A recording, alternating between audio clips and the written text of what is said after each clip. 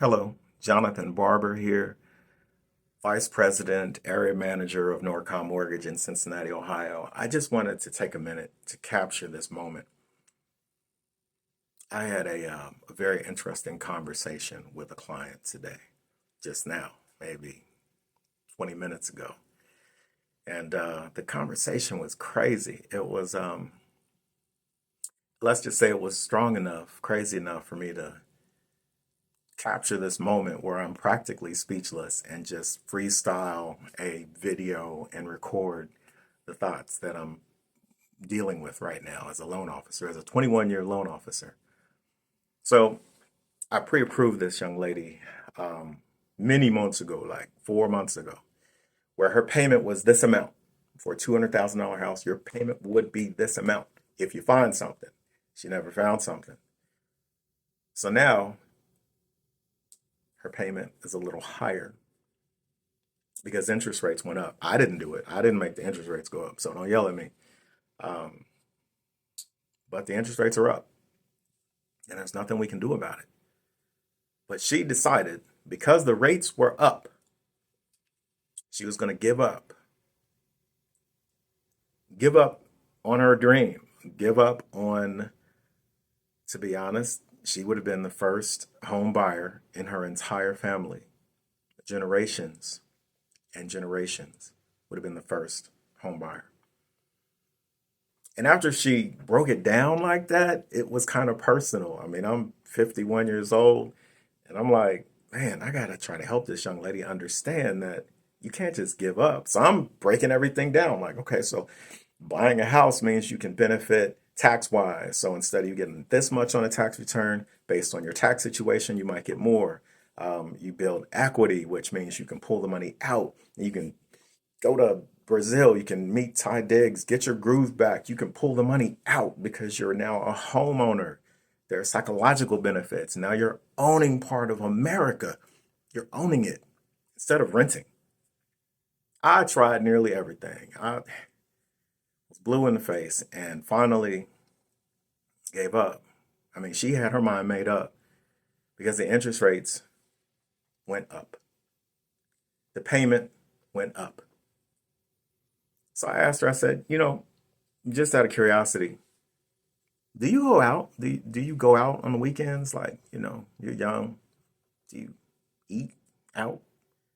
And sure enough, she went out every weekend. She went out, and I'm not going to say the name of one of the places where she likes to go out, but they have wine tastings, and I happen to know their menu quite well because they don't cook my steak correctly almost every time we go there. But I asked her, so how much do you spend there when you go out? And the young lady, she broke it down. She was like, hey, well, I like to eat this. I order this and I eat this and I get me a flight. And then I buy my friends something. And it's usually going to be about $150, $160. I said, ma'am, how often do you do that? And she said, well, I like to eat. I go out there, 3, 4 times a month. I said, well, you do understand that the difference between your old mortgage payment that you would have had if you found a house back then and the new mortgage payment based on the interest rates that you're allergic to, that's one dining experience.